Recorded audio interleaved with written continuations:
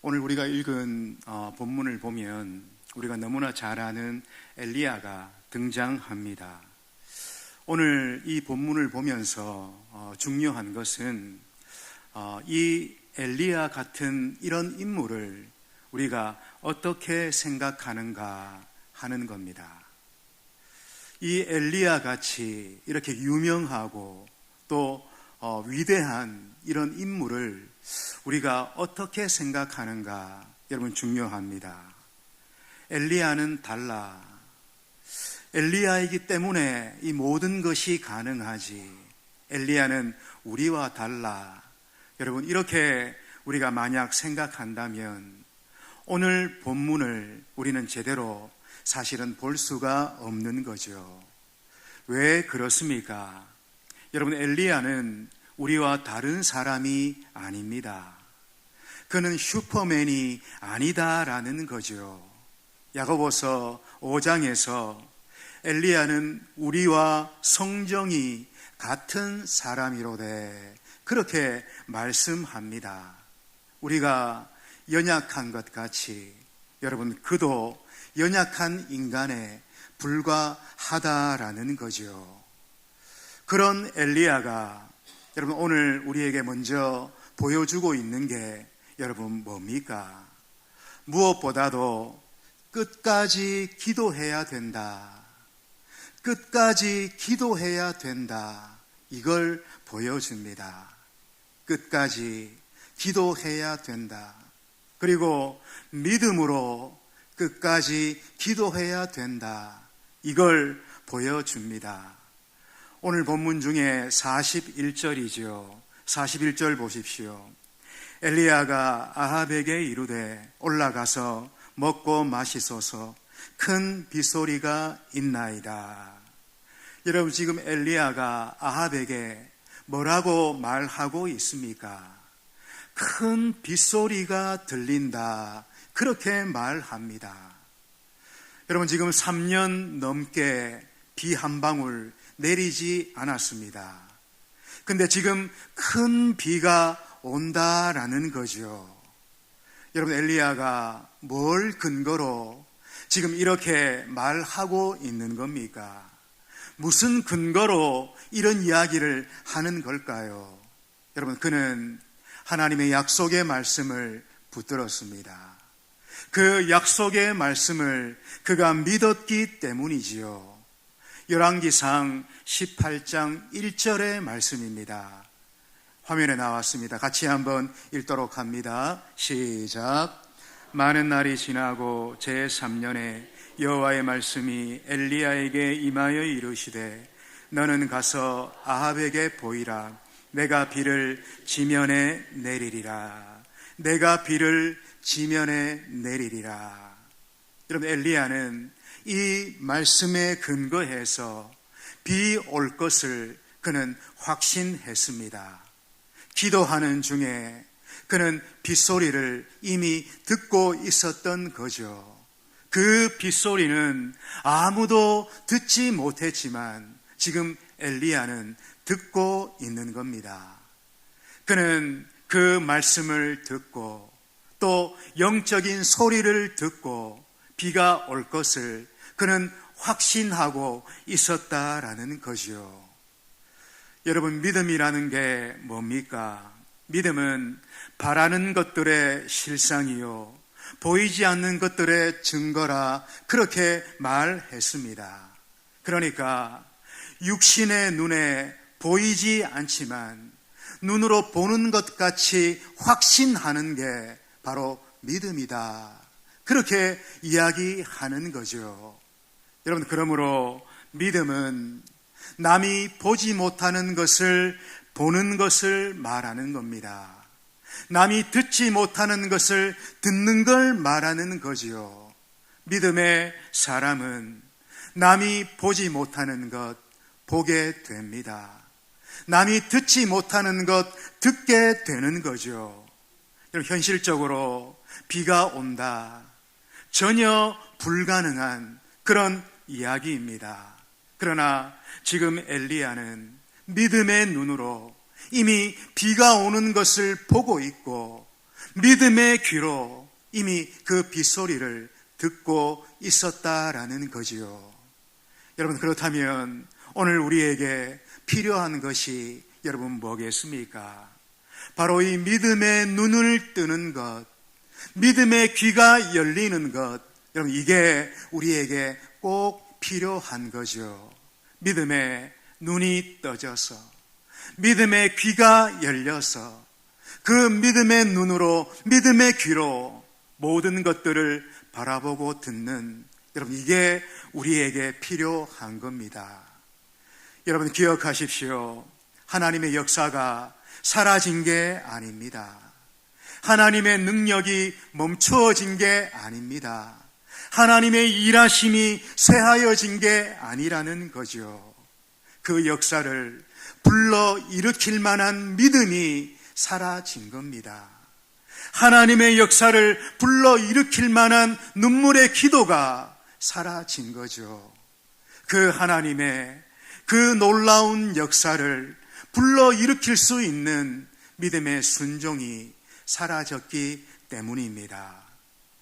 여러분, 믿음으로 바라보고 믿음으로 기도한다면 이 하늘의 큰 은혜의 역사 우리도 경험하게 될 줄로 그렇게 믿습니다. 이를 마음의 중심에 꼭 믿는 우리가 되기를 축복합니다. 오늘 한 가지 더 우리가 생각할 것은 본문 42절, 43절입니다. 우리 두 절 말씀을 같이 한번 크게 읽겠습니다. 설이니까 더 크게 읽겠습니다. 시작. 아합이 먹고 마시러 올라가니라.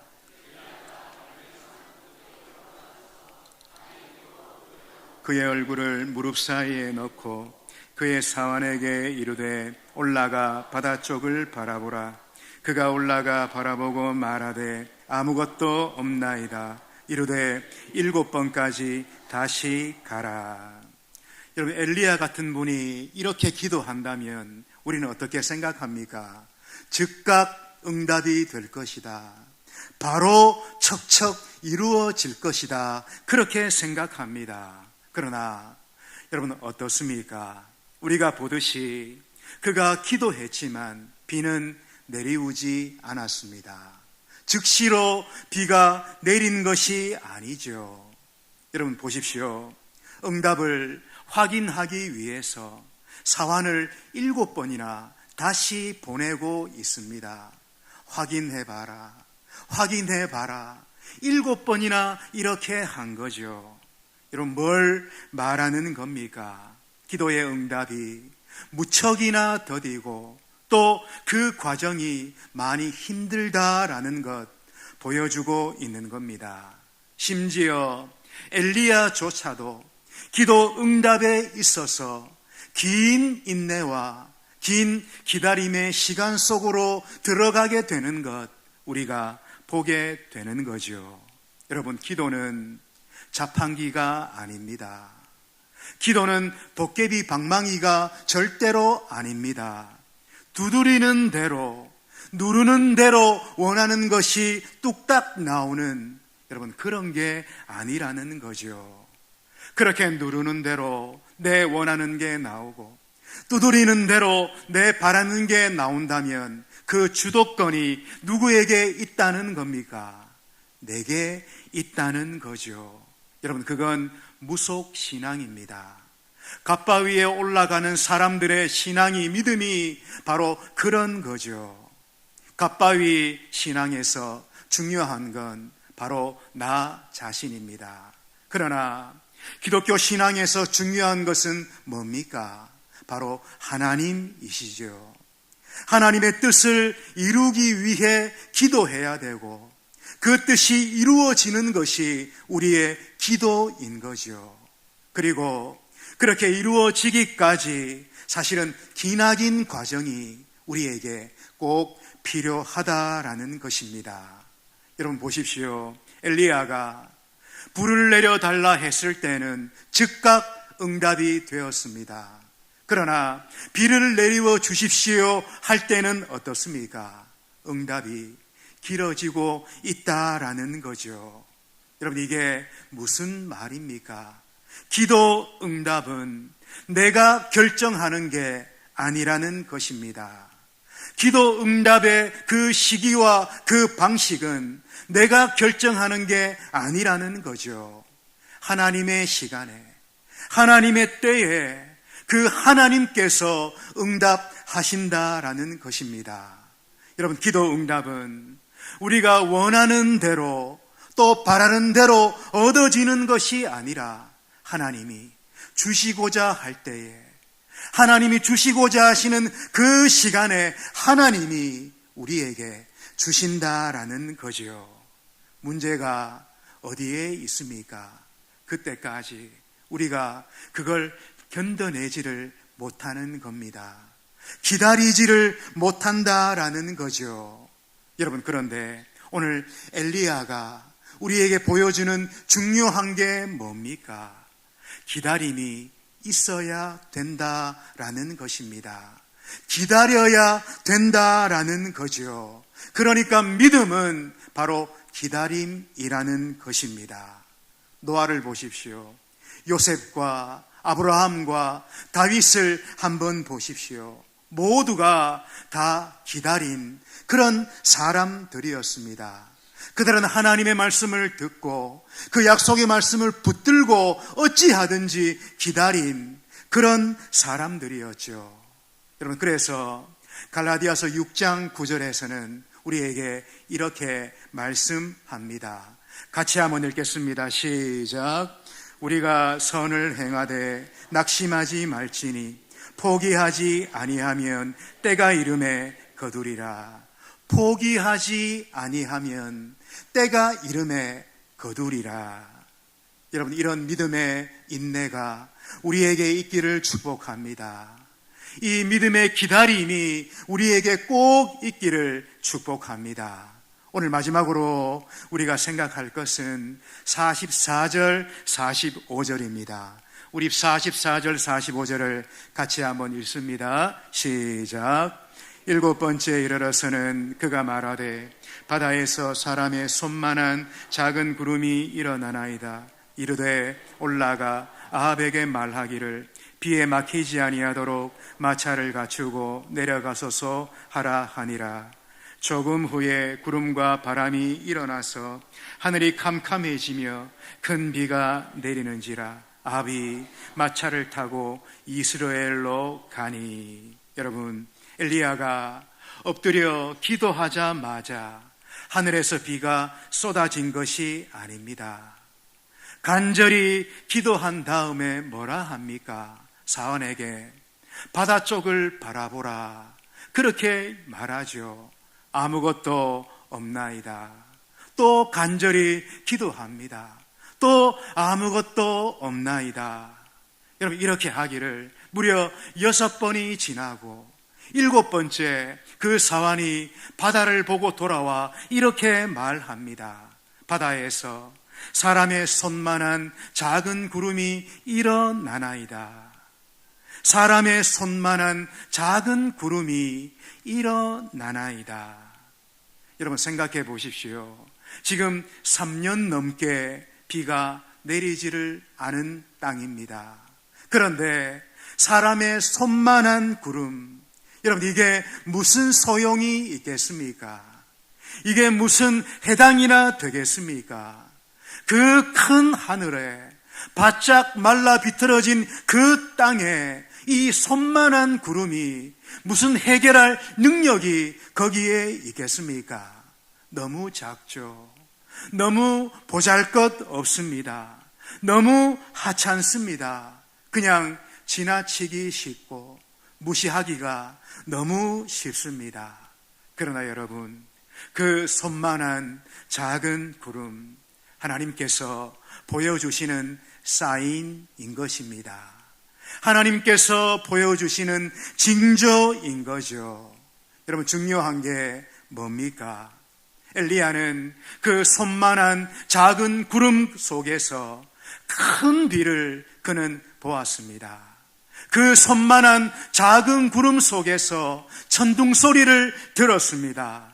손만한 작은 구름 속에서 하나님의 사인을 그가 보았습니다. 여러분, 이게 믿음의 사람들의 모습인 거죠.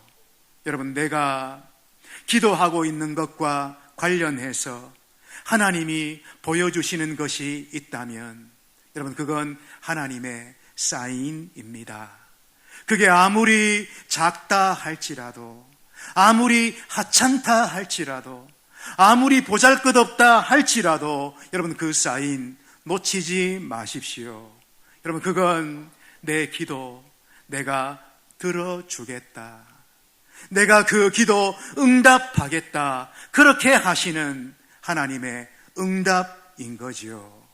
그 작은 것을 통해 마침내 큰 비를 내리우게 되고, 그 작은 것을 통해 그 바라는 것 이루어지게 되는 것입니다. 여러분 보십시오. 드디어 하늘 문이 활짝 열리고 큰 비가 내리우기 시작합니다.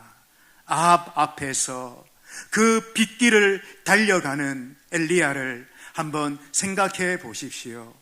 앞에서 그 빗속을 뚫고 기뻐하며 감격하며 소리 지르며 기쁨으로 뛰어가는 그 엘리야 한번 생각해 보십시오. 여러분, 다른 게 기쁜 게 아닙니다. 다른 게 감격스러운 게 아니죠. 하나님이 내 기도를 들어주셨다, 나 같은 것을 하나님이 기억해 주셨다, 나 같은 것을 사랑해 주시고 나 같은 것에 이 작은 신음을 하나님이 들어주셨다. 여러분, 그게 너무 기쁘고 너무 감격한 거죠. 오늘 우리의 메마른 삶 속에서도 이런 하나님으로 말미암는 뜨거운 감격이 경험되기를 축복합니다. 하나님으로 말미암는 말로 다 할 수 없는 은혜의 기쁨이 경험되기를 축복합니다. 여러분, 기도를 멈추지 마십시오.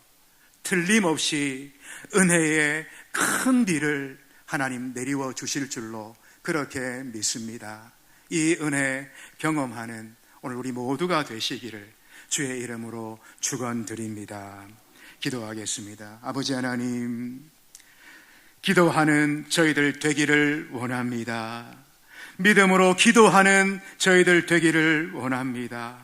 끝까지 기도하는 저희들 되기를 원합니다. 그래서 메마른 우리의 삶 속에 하나님 주시는 은혜의 큰 비를 경험하는 하나님의 자녀들 될 수 있도록 성령으로 함께해 주시옵소서. 예수님 귀하신 이름으로 기도하옵나이다. 아멘.